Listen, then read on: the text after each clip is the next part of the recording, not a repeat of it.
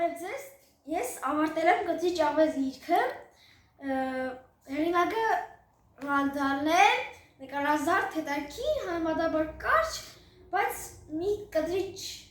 աղվեսների ընտանիքի մասին է, մի փոքր պատմեմ գրքի մասին։ Լինում են 3 ագարակապաններ, լղարը, դունչն ու գոնչը։ Գոնչը հավանոցներ է ունենում, մեծ հավանոցներ է ունենում ու հավեր է պահում։ Դունչը սագիկներ է պահում և նույնպես ունի մեծ այսպես մառաններ, որտեղ ապխտած սագ և այլն վաճառում է և այդպես գումար է աշխատում և գոնչը ամենահասնիկը գերը այս 3 ագարակապաններից գոնչը պահում է հավեր և ամեն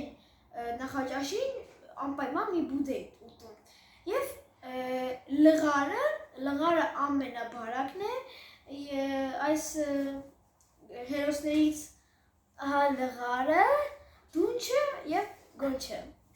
Լղարը շատ է սիրում գինի խմել և ամեն անգամ նա հաց չի ուտում և ամեն օր 5-ից 6 լիտր գինի է խմում։ Նաև լղարը չի սիրում լվացվել և ընդհանրապես չի լողանում, դրա համար էլ վրայից միշտ գինու հոտ է գալիս ու հազարավոր մետրերից աղվեսները զգում են, որ դա լղարն է, որովհետև նրանից ահռելի գինու հոտ է գալիս։ Լինում է մի կտրիչ աղվեսի ընտանիք, ահա կտրիչ աղվեսը հենց։ Նրանք ապրում են մեծ ծառի տակ, մի բնում։ Ունեն են ընտանիք, մայր աղվեսը, հայր աղվեսը, 4 ձագերը ապրում են հողի տակ, այդպես թուներներ ունեն, փորված այդտեղ են ապրում։ Ամեն նախաճաշին հայր աղվեսը իր կնոջը հարցնում է. ինչ կուզես այս նախաճաշին բերեմ։ Եվ մայր աղվեսը մտածում էր սագ, միգուցե հավ և որոշում էր և ասում էր հայր աղվեսին և ամեն անգամ աղվեսը ճոխ ընթրիք էր կազմակերպում և բոլորով համտեսում էին կամ սագը, կամ հավը, նաև գինի էին խմում, ինչքանով որ դա տարօրինակ է։ Մի օր ագարակապանները որոշեցին, որ այսպես չի կարող շարունակվել։ Ամեն անգամ տեսնում էին, երբ աղվես է գալիս, մի հավ, մի սագ թռցնում ու գնում է իր ընտանիքին կերակրելու համար։ Այսպես որոշեցին ու գոնչը հարցրեց. իսկ ինչպես կարող ենք այդ հարցը լուծել։ Նրա 2 ագարակապանները պատասխանեցին. պետք է գտնենք նրա բույնը և կանգնենք բնի դռան մոտ և դուրս գա հրացանով կխփենք։ Այդ գաղափարի հեղինակն էր այս լղարը։ Համաձայնում են, վերցնում հրացանները և գնում։ Ճանապարհին դունչը հարցնում է. իսկ որտեղ է նրա բույնը, գիտես։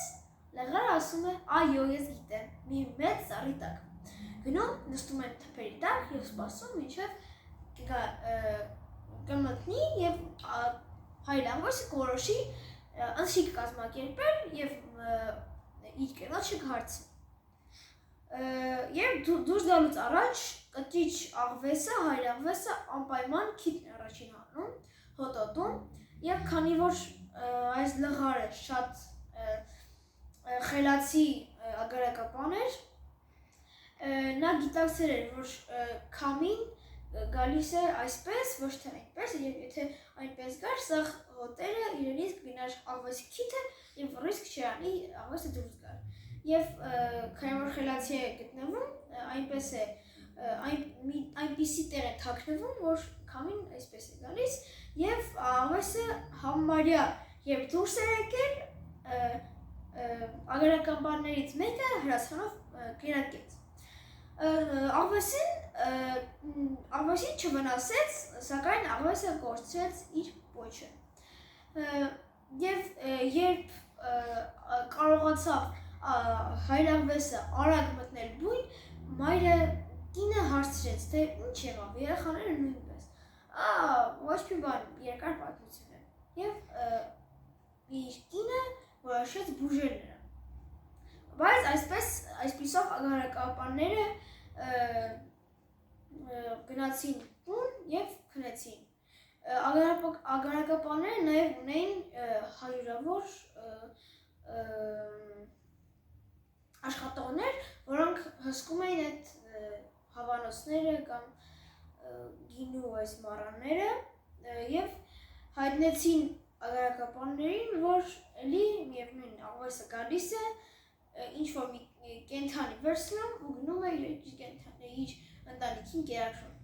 եւ ագարակապանները ասացին որ մինչեւ այս աղվեսից խրտվիլակ չսարքեն տուն գնացողը չեն կախելու են դռանը ու հիանան այդ խրտվիլակով գնացին հրացաններով բայց արդեն կտրիչ աղվեսը չհամարձակվում էր դուրս գալ եւ մի քանի օր բան չկիրա սակայն ագարակապանները չէին ուզում գնալ տուն մեկին ուղարկեցին որպեսզի գնա վրաններ բերի եւ հերթափոխով հսկեն դրան շեմքը իսկ կտրիչ աղվեսը քանի որ ավելի խելացի է քան ագարակապանները քանի որ աղվեսները ամենաարագ փորող կենդանիներն են ըստ այս գրքի աղվեսները շատ արագ բոլոր ընտանիքով փորեցին մի թունել եւ դուրս եկան ուրիշ կողմից այդպես կտրիչ աղվեսը նորից գնաց հավաբնից մի հավ գողացավ եւ ընտանիքին կերակրեց անցավ մի քանի օր եւ ագարակապանները էլ չէին իմանում բերեցին իրենց բոլոր աշխատահսկիչներին եւ այդ բույնի բոլոր կողմերով շարեցին տվեցին ձեռքներ հրացաններ կացիններ բահեր եւ լուսավորող ինչ որ մոմեր որպեսզի եթե հանկարծ տեսնեն կրակեն եթե հանկարծ չկապնի ուրիշ հսկիչներ կան որ ցանցերով էին որ կարող են հեշտ ու հանգիստ բռնել այսպիսով մի քանի օր սոված են մնում ու գոնչը ամենագերը հարցնում է լղարին իսկ երբ նրանք դուրս գան քանի օր կարող են սովամահ լինել լղարը պատասխանում է մոտ 4-ից 5 օր ավել չեն կարող մնալ պարզապես էներգիա չեն ունենա որպեսզի շարժվեն եւ այդպես կմահանան ու մենք էլ կպրծնենք այս գողից անցավ եւս մեկ օր եւ արդեն չդիմացան գնացին ագարակներից բերեցին իրենց տրակտորները եւ սկսեցին փորել այդ ժամանակ աղվեսները քնած էին եւ վեր կացան կինը հարցրեց իր ամուսնուն այսինչ է կատարվում ինչ եղավ եւ կտրիչ աղվեսը զգաց որ վերևից հեսա կհարցակվեն ու տանիքը սկսում էր արդեն փուլ գալ նա արագ վեր կացրեց բոլոր երեխաներին եւ սկսեցին փորել տրակտորներից առաջ բահերով էին անում եւ այդ բահը այնահա կպնում էր կտրիչ աղվեսի գլխին բայց բարեբախտաբար նրանք առաջ փորելով բխվեցին առաջ ու մի հսկայական թունել ստեղծեցին այդ տարածքում ապրող բոլոր սողունները, ճագարները նրանք են սովամահ լինում, որովհետև չեն կարողանում ոչինչ անել։ Եվ մի օր կտրիչ աղվեսը փորելիս արդեն իր կինը ուժասպառ էր եղել, դրա համար ինքն երեխաներն էին փորում։ Մի օր կտրիչ աղվես ասաց, այսպես չի կարող շարունակվել։ Ես քանի որ շատ հմուտ վարպետ եմ ողանալուց, եկեք փորձենք գետնի տակով փորել եւ հասնել Գոնչի հավանոցի նկուղների դռնից մեկում առաջին հավանոցում, որպեսզի կարողանանք ինչ-որ ուտելիք վերցնել, որպեսզի իմ կնոջը կերակրեն, որովհետեւ ուժասպառ են։ Եվ այդպես, քանի որ կտրիչ աղվեսը շատ հմուտ աղվես էր, նա կարողացավ ճիշտ գտնվել այդ հավանոցի հատակի բացեց եւ գտավ հավանոցը եւ ինքն էլ ուրախացավ։ Վերցեցին մի երկու հավ, հետո գնացին դունչի այդ սագերի մառանը, երկու հատ պղտած մսեր հավաքեցին եւ լղարի մառանը նույնպես այցելեցին գինու տակառներից մի փոքր գինի վերցնելու, այդտեղ լավ բրծան չբռնվեցին, որովհետեւ լղարի կինը իրեն երկու շիշ գինի պետք է բերեր։ Նա ասաց երկու բերեմ, թե երեք։ Երրորդից հետո թաքնված էին կտրի ջավեսը եւ սողունները։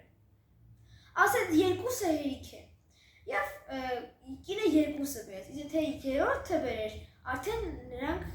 բան կանեին։ Նա հավաքում է բոլոր կենդանիներին, այդ նկուղային այդ իրանց ցուները ավելի են լայնացնում, այդտեղ մի խնջույք են կազմակերպում ու բոլոր սողուններին հավաքում են ու մի մեծ